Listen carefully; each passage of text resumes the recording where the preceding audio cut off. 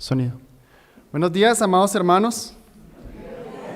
Por supuesto que es un privilegio estar aquí con ustedes en este primer día del Señor del año. Me da mucha alegría verles de nuevo. Ya teníamos aproximadamente como 2 años que no visitábamos. La última vez que vinimos hubo pandemia, hubo toque de queda, quiero decir, y no pudimos saludarnos, no hubo culto público. Entonces ahorita nos da alegría verles, hermanos. Por allá atrás está mi esposa, está mi niña. Ya luego al final entonces nos podremos saludar un poco más. Bueno, ¿qué les parece si abrimos la palabra del Señor en el Salmo 56? Es el texto que vamos a estar estudiando en el día de hoy y al cual nuestro hermano Jaiber nos encomendó al Señor para que su bendito Espíritu sea ayudándonos con esta palabra. Y creo que el texto va a ser muy útil, hermanos, para la época particular. Un nuevo año, tiempo de proyectos, de reflexión, de temores. Así que vamos a leer el Salmo 56, que dice: al músico principal, sobre la paloma silenciosa en paraje muy distante, Mictán de David, cuando los filisteos le prendieron en Gat. Ten misericordia de mí, oh Dios, porque me devoraría el hombre. Me oprime combatiéndome cada día. Todo el día mis enemigos me pisotean, porque muchos son los que pelean contra mí con soberbia. En el día que temo, yo en ti confío. En Dios alabaré su palabra. En Dios he confiado, no temeré. ¿Qué puede hacerme el hombre? Todos los días ellos pervierten mi causa. Contra mí son todos sus pensamientos para mal. Se reúnen, se esconden. Miran atentamente mis pasos como quienes acechan a mi alma. Pésalos según su iniquidad, oh Dios, y derriba en tu furor a los pueblos. Mis huidas tú has contado. Pon mis lágrimas en tu redoma. ¿No están ellas en tu libro? Serán luego vueltos atrás mis enemigos el día en que yo clamare. Esto sé, que Dios está por mí. En Dios alabaré su palabra, en Jehová su palabra alabaré. En Dios he confiado, no temeré. ¿Qué puede hacerme el hombre? Sobre mí, oh Dios, están tus votos. Te tributaré alabanzas. Porque has librado mi alma de la muerte y mis pies de caída, para que ande delante de Dios en la luz de los que viven. Amén. Así ha dicho la santa palabra del Señor. Este texto, hermanos, es un salmo que bien se puede catalogar como un salmo de lamento. Hay salmos de gratitud, hay salmos de adoración, hay salmos imprecatorios y hay salmos de lamentos en los cuales el salmista eleva una oración al Señor, en este caso en medio de los temores. Y el salmo puntualmente nos ayuda en que nos brinda el contexto. El salmo, empieza diciendo: al músico principal, sobre la paloma silenciosa en paraje muy distante. Eso es una cláusula un poquitico difícil, no pretendo detenerme mucho en eso, pero muy probablemente tenga una relación con el 55:5. Leamos: temor y temblor vinieron sobre mí, y terror me ha cubierto. Y dije: ¿quién me diese alas como de paloma? Volaría yo y descansaría. Algunos comentaristas ven una relación ahí. Noten que el salmista está en temor y expresa: ¿quién me diera alas para yo volar? Como ese deseo de huir, ese deseo de escapar de toda la tribulación que está sufriendo. Porque el salmo que vamos a estar analizando es un salmo que expresa los temores que el salmista está expresando. Y el salmista es David, Mictán de David, cuando los filisteos le prendieron en Gat. Esto es muy bueno. Cuando un salmo nos da el título y en el título nos dice cuál fue el contexto, es necesario ver ese contexto para que podamos enriquecer la enseñanza. Así que vamos a dejar aquí el Salmo 56 y vamos a ir a el contexto de este salmo que está en el primer libro de Samuel, capítulo 21, versículos 10 al 15. Primer libro de Samuel, capítulo 21, versículos 10 al 15. Dice, voy a esperar a que lleguen. Voy a leer desde el versículo 9. Primer libro de Samuel, capítulo 21, versículos 9. en adelante. Dice, y el sacerdote respondió: la espada de Goliat del filisteo, al que tú venciste en el valle de Ela, está aquí envuelta en un velo detrás del efod. Si quieres tomarla, tómala, porque aquí no hay otra sino esa. Y dijo David: ninguna como ella, dámela. Y levantándose David aquel día, huyó de la presencia de Saúl y se fue a Aquis, rey de Gat. Y los siervos de Aquis le dijeron: ¿no es este David el rey de la tierra? ¿No es este de quien cantaban en las danzas diciendo: hirió Saúl a sus 1000 y David a sus 10,000? Y David puso en su corazón estas palabras y tuvo gran temor de Aquis, rey de Gat. Y cambió su manera de comportarse delante de ellos y se fingió loco entre ellos y escribía en las portadas de las puertas y dejaba correr la saliva por su barba. Y dijo Aquis a sus siervos: he aquí veis que este hombre es demente. ¿Por qué lo habéis traído a mí? ¿Acaso me faltan locos para que me hayáis traído a este que hiciese de loco delante de mí? ¿Había de entrar este en mi casa? David, hermanos, está huyendo de Saúl. David era uno de los guerreros de Saúl. Y Saúl empezó a tener envidia de David. ¿Por qué? Porque una vez que salieron a la guerra contra los filisteos, y cuando vuelven de la guerra, las mujeres, las doncellas elevan el cántico diciendo: David mató a sus 1000 y Saúl mató a sus 1000 y David a sus 10,000. Y dice Saúl: ¿qué es este cántico? ¿Cómo es que a mí nada más me dan 1000 y a él le dan 10,000? ¿Qué falta que le den entonces también el reino? Y desde ahí Saúl empieza a tener celos de David al punto que lo quiere matar. Intentó en 2 ocasiones matarlo y David tiene que huir porque Saúl lo quiere matar. Y en su huida, hermanos, David, en medio de su temor, en medio de su afán, comete un disparate. Se va a esconder a la tierra de Gat, a la tierra de los filisteos, a los que él tanto los había guerreado, tanto los había derrotado. Tal vez no fue una muy buena decisión. Muy probablemente David pensaría: el enemigo de mi enemigo es mi amigo, entonces me voy para allá. Pero cuando llega a Aquis, lo reconocen. Y eso le causa muchos problemas. Entonces tiene a Saúl que lo está persiguiendo y está en medio de sus enemigos, quienes reconocen quién es él. Y cabe mencionar que David toma la espada de Goliat. Recuerden la escena, cuando David derrotó a Goliat, eso fue una gran derrota contra los filisteos. O sea, casi que parece una provocación. La espada de Goliat, en el territorio de Goliat, el enemigo de los filisteos. Es una situación terrible, hermanos. ¿Qué hace David? Se finge loco. Ve toda esta situación y se finge loco. Y empieza a caminar, empieza a rayar las paredes, empieza a tropezarse y le funcionó. Aquis dijo: ¿por qué me traen a este loco? Y no lo mata, sino que lo deja ir. ¿Por qué no lo mata? Pues lo pudo haber matado así estuviera loco. ¿Por qué no lo mata? Porque en la cultura se pensaba que una persona loca, una persona demente, era una persona que estaba bajo una influencia demoníaca, y que si se mataba a esa persona, pues el demonio venía sobre él. Así que por esa razón tal vez Aquis lo deja ir. Entonces, hermanos, aquí hay un poquito algo. Lo cierto es que David, en medio de su temor, fue liberado, pero pareciera que fue liberado por una treta, por algo malo, por una mentira. No, hermanos, él utilizó eso. Vamos volviendo al Salmo 56, él utilizó esa estrategia de fingirse como loco, y esa estrategia le funcionó, y ahí en el Salmo 56, al final, en el versículo 13, dice: porque has librado mi alma de las muertes y mis pies de caída, para que ande delante de Dios en la luz de los que viven. O sea que David reconoce que el que lo libró fue Dios.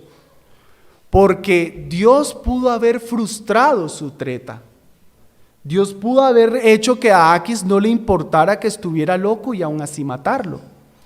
Pero David le puede dar la gloria al Señor que lo liberó en medio de su temor, porque él sabe que Dios es finalmente el que interviene y fue finalmente el que lo ayudó.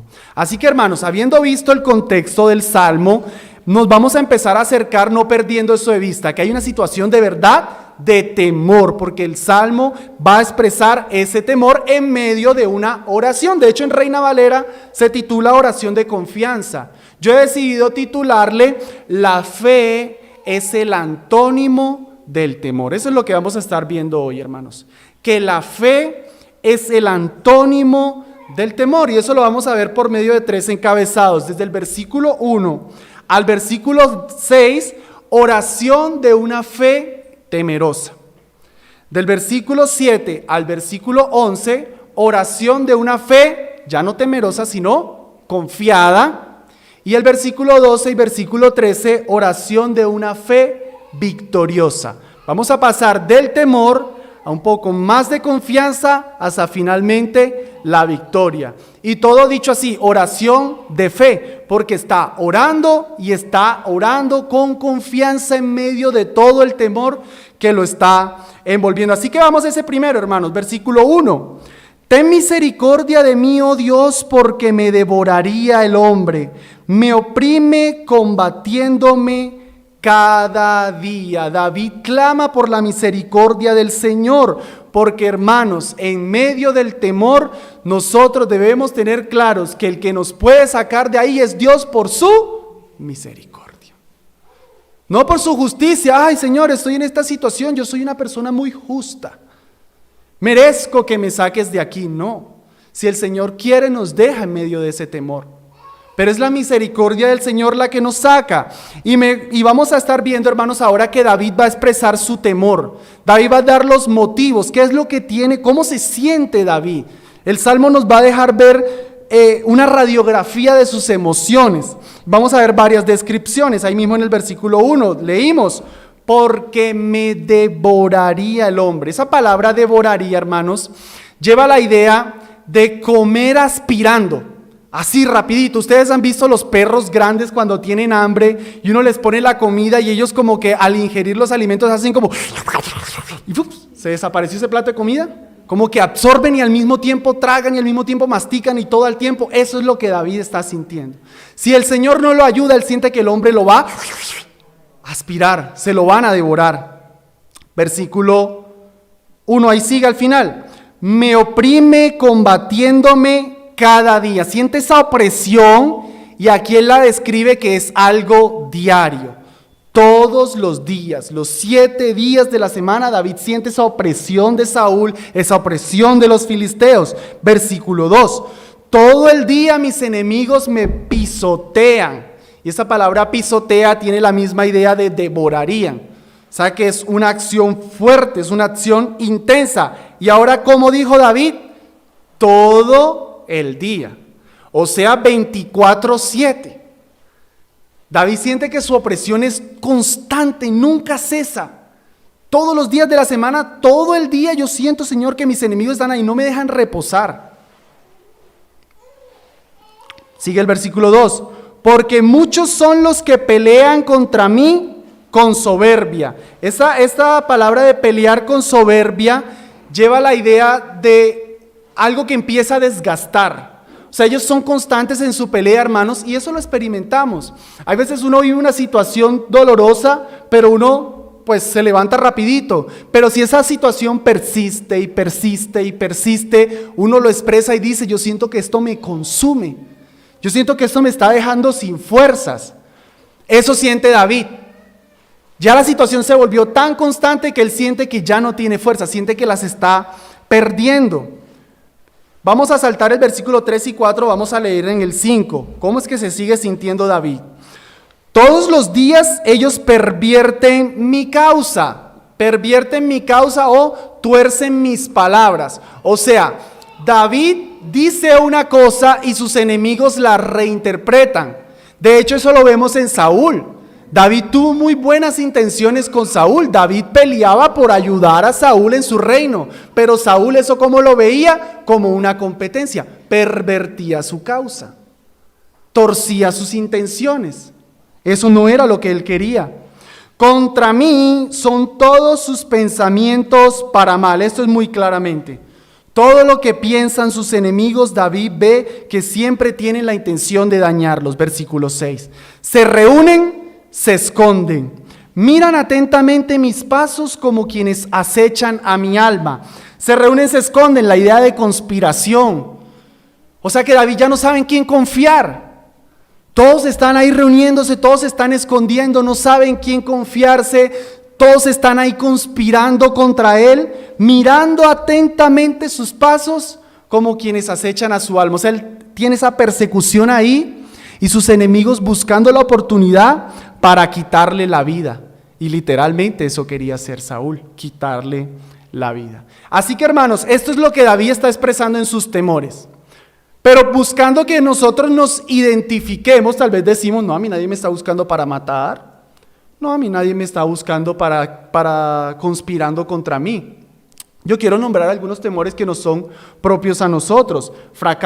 El temor al fracaso, el temor a la pobreza, el miedo a no ser muy bueno en lo que uno hace, el miedo a no ser aceptado en un círculo. Eso es un miedo muy propio de los jóvenes.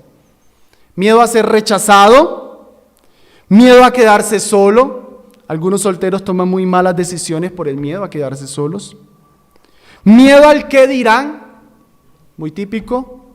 Y miedo a lo desconocido, solo por yo nombrar unos. Pero lo que quiero con nombrar esto, hermanos, es que tal vez sí, porque muy probablemente casi ninguno aquí siente que le quieren quitar la vida tal cual. Pero estos temores sí están ahí acechando. El miedo al que dirán nos está todo el día ahí rodeando, sentimos que las personas están hablando de nosotros, sentimos que hacemos las cosas y de pronto van a decir algo de mí y entonces empezamos a desconfiar del Señor, empezamos a temer y empezamos a hacer las cosas mal. Todos tenemos temores, pero hay algo aquí en medio de esta oración de fe temerosa que lo saltamos ahorita al versículo 3 y 4, vamos a verlo ahora. Y es una expresión de confianza en medio del temor. En el día que temo, yo en ti confío. En Dios alabaré su palabra, en Dios he confiado, no temeré. ¿Qué puede hacerme el hombre? David presenta sus temores, hermanos. David es sincero. Tal vez nosotros pudiéramos pensar, David, no seas exagerado, no puede ser algo 24/7, pero así se siente, hermanos. Y eso es importante en medio de las oraciones al Señor cuando estamos atemorizados, decirlo tal cual como uno se siente. Pero me gusta que aunque David es sincero en cómo se expresa, en cómo se siente, al mismo tiempo él expresa su confianza diciendo, Señor, en el día que temo, yo en ti confío. Hay un día de temor, pero en ese mismo día de temor, confianza en Dios. Porque hermanos, temores van a venir, pero los temores nos deben llevar al Señor. Los temores deben afirmar la confianza en Dios. Y eso es lo que vemos aquí.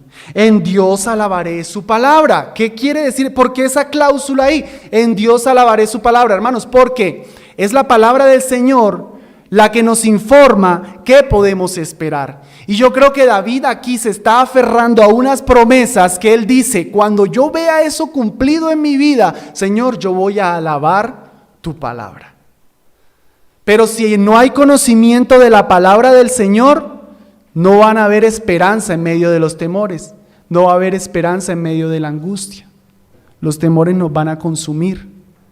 Pero David es un hombre que conoce la palabra del Señor y por eso él dice, en Dios alabaré su palabra. Y esa última frase, esa pregunta retórica, ¿qué puede hacerme el hombre? Yo creo que implica dos cosas. Es una pregunta retórica. ¿Qué puede hacerme el hombre? Dos cosas. Ningún daño espiritual. Mateo capítulo 10, versículo 28, el Señor Jesucristo dijo, no teman a los que pueden destruir el cuerpo, porque eso es lo único que pueden destruir, sino teman al que puede destruir el alma, el cuerpo y el alma en el infierno. Porque finalmente, ¿qué puede hacer el hombre? No puede hacer ningún daño espiritual. Tengo temor a ser despedido del trabajo, me va a tocar hacer unos tramullos, unas cosas ilícitas, y me da miedo, Señor, que voy a perder mi trabajo, tengo temores. ¿Qué puede hacerte el hombre? Perder el trabajo. ¿Qué puede suceder? Pues pasarás un poco de hambre. Difícilmente vas a morir de hambre. Ya, ahí acabó todo. Pero hacer la trampa, hacer eso por conservar el trabajo es una ofensa contra el que puede destruir el alma y el cuerpo en el infierno. Por eso es que no debemos temerle al hombre, sino temer al Señor. Entonces no puede hacer ningún daño espiritual. Y lo segundo que la pregunta retórica implica, hermanos, es que el hombre no puede hacer nada que Dios no permita. O sea que esto está expresando una confianza en el control de Dios en toda la situación. Así que vemos los temores de David, pero en medio de esos temores, el antónimo de los temores dije que era la fe. Ahora, hermanos, cuando yo digo que la fe es el antónimo del temor, yo no digo que voy a ir a la RAE allá a poner la petición. Por favor, en la lista del antónimo, así como blanco, antónimo negro, entonces ahora por favor corrijan, temor, pónganle antónimo la fe. No, gramaticalmente lo contrario al temor sería la valentía. Pero hermanos, la fe desde una perspectiva cristiana es el antónimo, porque cuando vienen los temores nosotros necesitamos confiar en el Señor para superar esos temores. Y ahí sí, confiando en el Señor es que vendrá el valor para enfrentar la situación. Dicho de otra forma, la fe es la que nos lleva a la valentía, que nos va a ayudar a vencer los temores. Es la confianza, no es como que, ay, la hermana llega y no, es que tengo temor de no ser buena esposa, yo tengo temor de esto y aquello, y llega alguien y le aconseja, no, usted es berraca, no, es que hágale, es que usted sí puede. No, eso no es así. Esa hermana confía en el Señor, perdón la expresión, hermana confía en el Señor, hermana mira lo que el Señor te dice, trata de ser lo que el Señor dice que seas, hermana, y confía que el Señor te va a ayudar a vencer el temor de no ser una buena esposa. Confianza en el Señor. Y confiando en el Señor es que esa hermana podrá superar ese temor. Pero es la confianza, hermanos, en medio del temor. Y a mí aquí me parece algo tierno. Yo aquí veo a David como en un rincón. Yo a David aquí como en un rincón llorando, asustado, diciendo mis enemigos todo el día me pisotean, Señor, conspiran, pero yo confío en ti, Señor. Ahí asustado. Pero en medio de su temor, hermanos, expresa la confianza en Dios. Es como cuando yo le digo a mi niña Abby, por ejemplo, la puedo montar en este púlpito, y yo le digo, tírate. Entonces ella se suele reír de nervios. Y suele mover las manos así, y como que busca que yo me la acerque, pero yo me la alejo un poquitico más, y finalmente salta.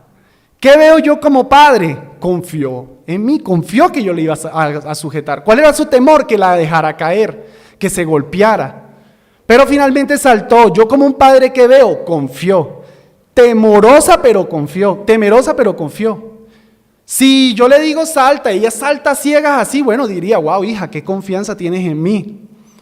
Pero tanto en lo uno y en lo otro veo la confianza.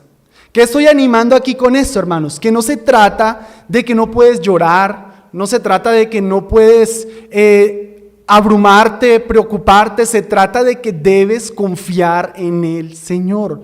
Tal vez no va a ser la confianza hermosa, no van a mirarte, pero es confianza. Recuerden el granito de mostaza. Por eso el Señor lo compara con algo chiquito. Es la confianza en medio de todo eso. O sea, una persona, pienso en una situación, un hombre lo despidieron de su trabajo, está extranjero en un país, le negaron la visa de trabajo, se la cancelaron, yo qué sé, se puso la situación difícil. No puede llegar otro hermano verlo preocupado y decirle, uy hermano, usted no parece cristiano, ¿cómo así que se está preocupando? ¿Cómo así que está llorando por esa situación? Usted es cristiano. No, eso es un error. ¿Qué vemos aquí en David? Señor, todo el día me pisotean, Señor, me están acosando, Señor, conspiran, pero Señor, yo en el día que temo, confío. Ahí, temor, pero la confianza en el Señor. Y habiendo dicho esto, hermanos, vamos a ver que David entonces progresa un poco. Ya su oración no es de fe temerosa, ahora es una oración de fe confiada, o un poco más confiada. ¿Pero por qué confiada, hermanos? Porque David va a dejar de ver tanto a sus enemigos Tanto lo que lo está atribulando, y David ahora va a ver más a Dios. Vamos a anotarlo. Versículo 7. Pésalos según su iniquidad, oh Dios, y derriba en tu furor a los pueblos. Esto es lo que se le llama una oración imprecatoria. Está teniendo esa situación y David le ora al Señor y le dice: Señor, pésalos según su iniquidad. O sea, Señor, mira lo malo que están haciendo y castígalos, págales, Señor, por lo que están haciendo. Pero dijo David algo como: pésalos, Señor, porque me hacen sentir mal. Pésalos, Señor, porque me miran feo. No, según su iniquidad. O sea que lo que David está sufriendo no es consecuencia de su pecado, sino que es consecuencia del pecado de sus enemigos. Y como tenemos el contexto, lo sabemos. Saúl lo está persiguiendo no por algo malo que David haya hecho, sino por el pecado de Saúl. Y eso le abruma a David. Así que en medio de las oraciones de temor hay que ver si es un pecado nuestro que hay que arrepentirnos más bien, o hay un pecado externo que nos está abrumando. Y en eso, en lo uno o en lo otro, pedir la intervención de Dios. Y derriba en tu furor a los pueblos. Ojo esto: mis huidas tú has contado, pon mis lágrimas en tu redoma. ¿No están ellas en tu libro? Mis huidas, la palabra huida se refiere a exilios. David le está diciendo a Dios: Dios, mis exilios, tú los conoces. Señor, tú sabes. Y literal, David había sido exiliado, está en Gat, está en tierra de los filisteos, no está en su Jerusalén, no está en su Israel. Y él dice: Señor, tú sabes por lo que yo estoy pasando, tú conoces mis huidas. ¿Sí lo ven? Cómo ya dejó de ver a sus enemigos y ahora está mirando a Dios. Él sabe, él está sufriendo, pero él dice: Señor, tú sabes todo lo que yo estoy pasando. Mis lágrimas ponlas en tu redoma, como, Señor, mis sufrimientos ahí cercanos a ti. La redoma es una botellita que se utilizaba para guardar perfume, para llevar agua, para llevar aceite, y iba sujetado al cinturón. Era algo muy cercano y contenía algo de valor. Entonces, Señor, valóralas, valoras mis sufrimientos, valoras, tú miras bien lo que estoy pasando. Y luego otra vez pregunta retórica: ¿no están ellas en tu libro? ¿Qué significa esto, hermanos? El libro del decreto del Señor. La palabra aquí, o esa expresión, ¿no están ellas en tu libro?, está expresando ese decreto que Dios ha hecho de todas las cosas y que todo lo que sucede está por control soberano de Dios. O sea, David está diciendo: Señor, sí, mira, sufro, paso todo esto, pero Señor, todo esto está en tu libro, tú conoces lo que paso, tú estás cercano a mí, Dios, todo eso está en ti. ¿Ven? Deja de mirar lo que está sufriendo, se concentra más en el Señor. Y aquí en el versículo 9, David, su confianza se ve aún más. Por eso dije oración de una fe confiada. Dice: serán luego vueltos atrás mis enemigos el día en que yo clamare. O sea, David dice: yo clamaré al Señor y mis enemigos serán vueltos atrás. Es como si a David se le despertara un chip. Como si David dijera: wow, de hecho miren el final del verso 9. Esto sé, que Dios está por mí.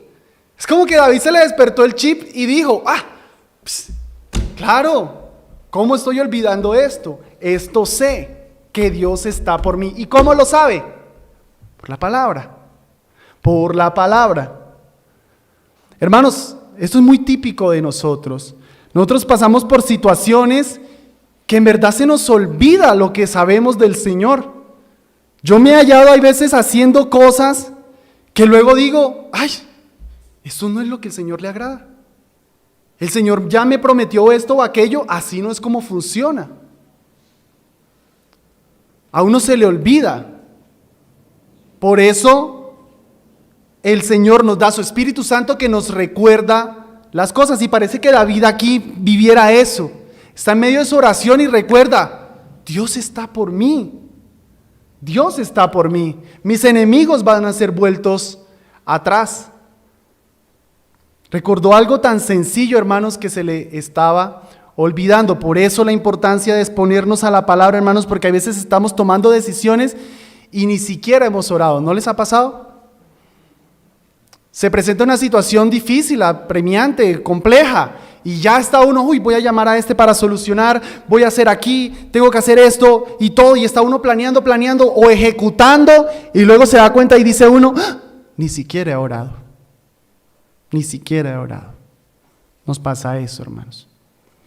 Y eso vemos aquí, que de pronto David recuerda y dice, esto sé, que Dios está por mí. Oramos y como que recordamos cómo es que debemos proceder, y el Señor nos ayuda. Dijo David, Dios está por mí, que dice Romanos 8:31. ¿Qué dice Romanos 8:31? Vamos ahí y lo leemos a una sola voz.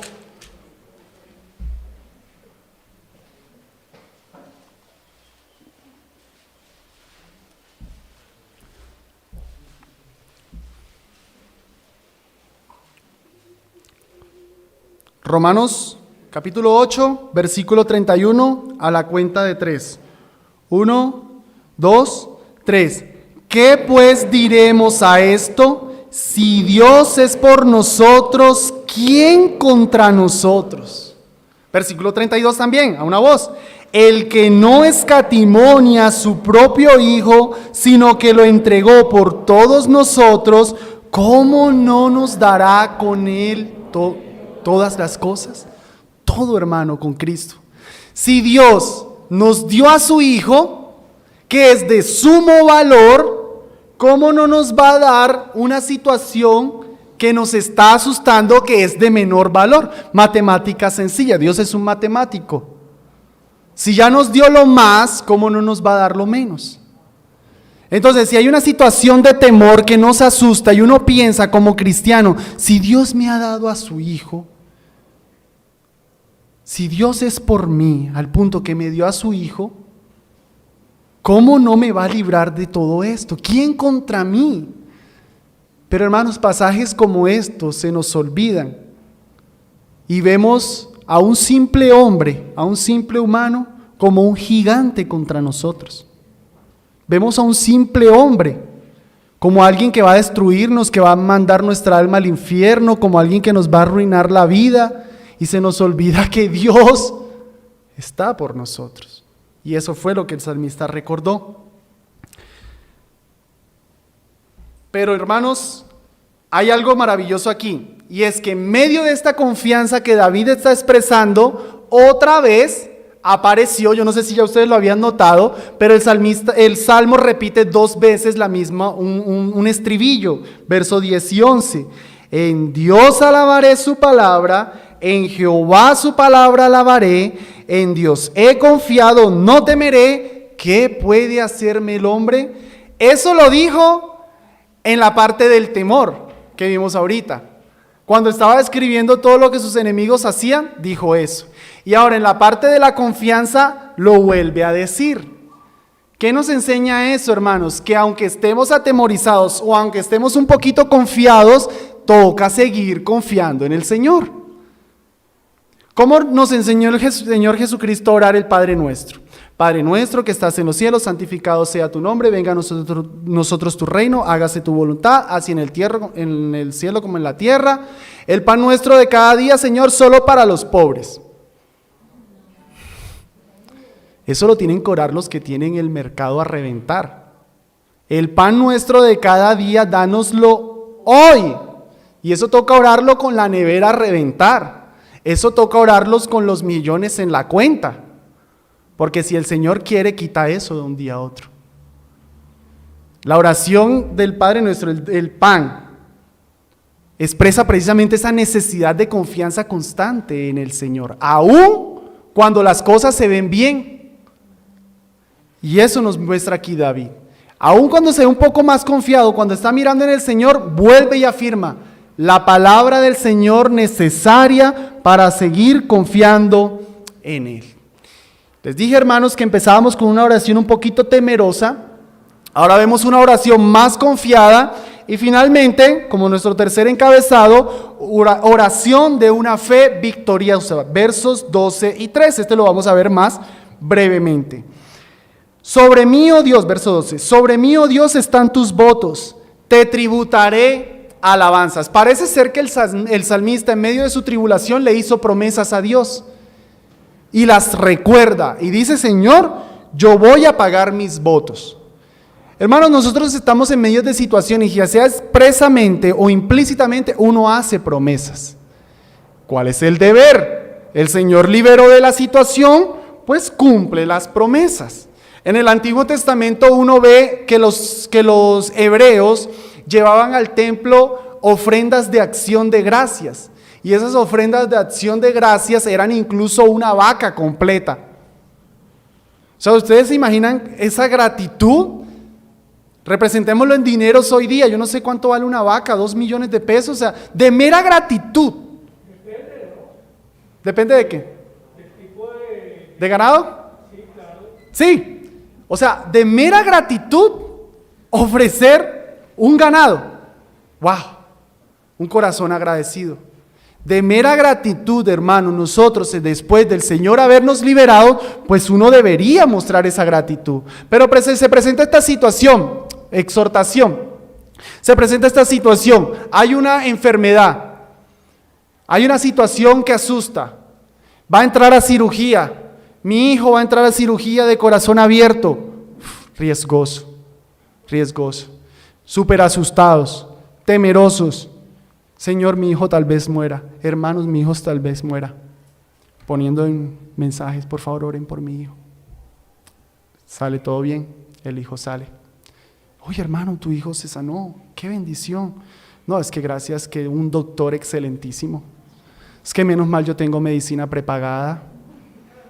Es que yo hice los procesos bien. Es que tomé todos los cuidados. Entonces, ¿para qué estabas orando tanto? ¿Sí ven? ¿Cómo erramos ahí? No le damos la gloria al Señor. El salmista dijo: te tributaré alabanzas. O sea, yo voy a reconocer, Dios, que tú fuiste el que me sacó de esta situación. Y hermanos, yo lo hablo por mí mismo. En verdad, hay situaciones en las que el Señor ha sacado milagrosamente y que yo no he dicho, fue Dios, porque van a creer que uno es todo místico, todo, ¿sí? Una sanidad. No, fue el Señor que sanó. Entonces uno piensa que de pronto la gente va a decir: ay, tan raro, es que un milagro. Como si eso sucediera hoy día a esta gente, estos cristianos, o aún con otros cristianos. Y yo me he sentido confrontado en eso a mí mismo por un día que le pregunté a una hermana en Cristo: hermana, sana. Y inmediatamente, hermano, una situación, una enfermedad súper rarísima, una cosa súper extraña, y ella lo primero que me dijo fue: el Señor me sanó. Eso fue Dios, hermano. Yo no sé cómo, eso fue un milagro, pero eso fue Dios. Cuando esa hermana me lo dijo con esa convicción, yo me sentí confrontado, porque yo en situaciones uno como que, bueno, sí, gracias a Dios que utilizó a los médicos. Por supuesto, claro, el Señor utiliza los medios, pero la gloria te tributaré alabanzas, dice el salmista. Y cuando les hablaba de cumplir los votos, hermanos, lo ilustro con el hermano que está preocupado por los temas financieros. Hay una crisis financiera: Señor, por favor, ayúdame. El Señor milagrosamente le dio dinero, milagrosamente prosperó. Llegó el domingo la ofrenda. Uy, Señor, no. 10,000 pesos, Señor, no. Tú sabes que estaba pasando por crisis económica, pero el Señor te dio para que tengas ese dinero. Por lo menos, si estabas en crisis económica, por lo menos expresa tu gratitud ofrendando. Y así con las diferentes situaciones, hermanos. Señor, tengo temor a un trabajo. El Señor le da el trabajo y luego está pidiéndole al jefe que lo ponga a trabajar los domingos. Y entonces, ¿cuál contradicción es esa? Nos libera el Señor de los temores, hermanos. Miren el versículo 13. Porque has librado mi alma de la muerte y mis pies de caída, para que ande delante de Dios en la luz de los que viven. O sea que el Señor nos libra de los temores para que andemos delante de Él en la luz de los que viven. Aquí están los que viven, hermanos. Dicho muy nuevo testamentario, el Señor nos saca de situaciones difíciles para que le adoremos más y para que andemos con su pueblo. Pero hermanos, lastimosamente el Señor hay veces nos saca de situaciones y no andamos delante de Él en la luz de los que viven. Pero las situaciones difíciles el Señor las permite para que le adoremos más, porque se nos olvida. Y el Señor nos zarandea un poco, para que recordemos que hay un Dios que está ahí y un Dios que nos libera, que nos deja ver su poder para que le adoremos. Eso fue lo que el Señor hizo con Israel. Cuando los saca de Egipto y les va a dar la ley, lo que inmediatamente el Señor les dice es que yo soy tu Redentor, yo te saqué de la tierra de Egipto. Por tanto, ahora empiezas a andar así. El Señor nos libera para que andemos delante de Él. Eso, hermanos, nos expresa el salmista, aquí en el Salmo 56. Vemos toda una oración, y me gusta, los salmos tienen esa hermosura por su estructura poética. Primero nos deja ver esos temores, luego nos deja ver un poquitico más de confianza, y luego esta declaración de victoria. Tal vez tú estás en la parte del temor, ora eso. Tal vez tú estás en la parte de la confianza, ora eso. Tal vez tú estás en la parte de la victoria, ora eso, reflexiona en todo eso, hermanos. Porque el salmista escribe esto y él no dice yo estaba en temores, él dice yo estoy. Nos deja ver, nos deja identificarnos, hermanos, con esos sufrimientos.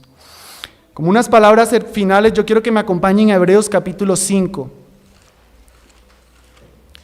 Hebreos capítulo 5.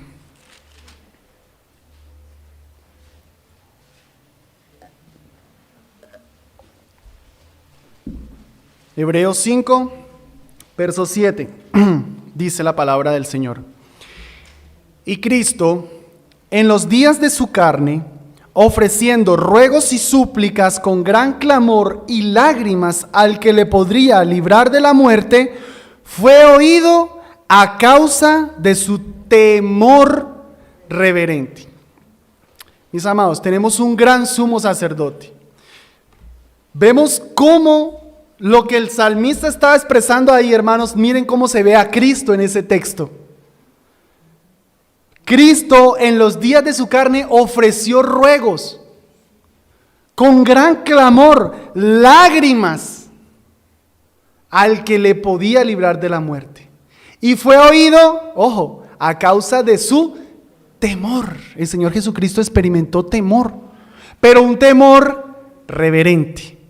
Y aquí era lo que Jesús le estaba temiendo, mis hermanos. Jesús, eso a que está haciendo referencia en primer lugar, al huerto de Getsemaní. Cuando nos dice la Escritura que Cristo expresó que su alma estaba tan triste hasta la muerte y estando en gran agonía, sudaba grandes gotas de sangre. ¡Wow! Hermanos, qué clamor, qué terror, qué sufrimiento. ¿Por qué? Porque lo que él estaba pidiéndole al Señor era por el temor de sufrir toda la ira de Dios, toda la ira del Padre, depositada en Él, descargada en Él, para llevar tu pecado y mi pecado. El que no había conocido pecado iba a ser castigado como el más vil pecador. No que Cristo se volvió pecador, sino que sobre Él se iban a cargar todos los pecados y Dios castigaría el pecado en Él. Y en medio de ese temor, Él no dice, no puedo, retrocedo. ¿Qué solución tiene, Satanás? Tú me ofreciste todos los reinos del mundo, venga para acá, yo me postro. No sea como yo, sino como tú. Temor, horror. Pero no como yo, Padre, sino como tú. Para que todos aquellos aquí que están sin Cristo, porque aquí hay personas sin Cristo, sean salvos. Vamos al poquito atrás, capítulo 2, verso 14. Así que, por cuanto los hijos participaron de carne y sangre, Él también participó de lo mismo para destruir por medio de la muerte al que tenía el imperio de la muerte, esto es al diablo, y librar a todos los que por el temor de la muerte estaban durante toda la vida sujetos a servidumbre. Cristo se hizo hombre y Cristo llevó el pecado por nosotros y murió por nosotros para librarnos del temor de la muerte, para librarnos de todos los temores. Mira, mi amigo, no cristiano, tú estás en temor de la muerte. ¿Cómo así? Yo no estoy en temor de la muerte. Yo te pregunto, si te enteras que de aquí a un mes vas a morir, ¿qué es seguramente lo que vas a hacer? Tal vez porque estás en este ambiente cristiano me vas a decir, oh sí, me arrepiento de mis pecados, empiezo a ayudar a los pobres. Mentira. Voy y fornico, voy y viajo, no es mal. Voy y viajo, voy y visito a los familiares, voy y hago eso y aquello. ¿Por qué? Porque viene la muerte, entonces quiero hacer muchas cosas, quiero disfrutar la vida, porque ese disfrute muchas veces incluye solo pecado. Y yo no estoy inventándome esto, uno ve películas que tratan del fin del mundo y en las películas que tratan del fin del mundo suele haber siempre la muestra de que las personas se desordenan en inmoralidad por el temor de la muerte. Muchos aquí solo trabajan, solo se esfuerzan, solo viven porque no quieren quedar mal, porque creen que si no trabajan y no tienen plática se van a morir de hambre y eso es todo, por eso, por no morirse, por el temor de la muerte, pero no por la gloria del Señor. Y Cristo vino para liberarnos del temor de la muerte.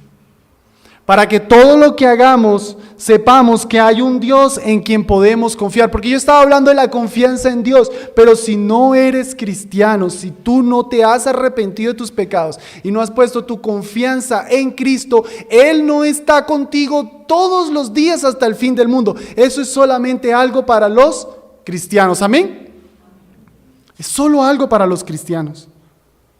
Y hermanos, si el salmista, piensen en esto, si el salmista, bajo las sombras del Antiguo Testamento, sin Cristo plenamente manifestado, pudo expresar esa confianza que nosotros vimos, ¿cuánto más nosotros?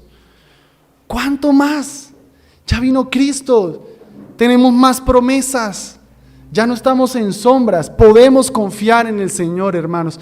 ¿Pueden haber temores? Claro, van a haber temores. Pero por eso, una y otra vez, el mandamiento que más aparece en las Escrituras es, no temas. Olvido el número ahora, creo que son 51 veces. No temas. Porque el Señor sabe que van a venir temores, pero podemos confiar en Él. ¿Y cómo era que el salmista nos expresaba? Podíamos ver esa confianza por la palabra de Dios. Pero hermanos, yo te pregunto, de 24 horas al día, ¿cuánto meditas en la palabra del Señor?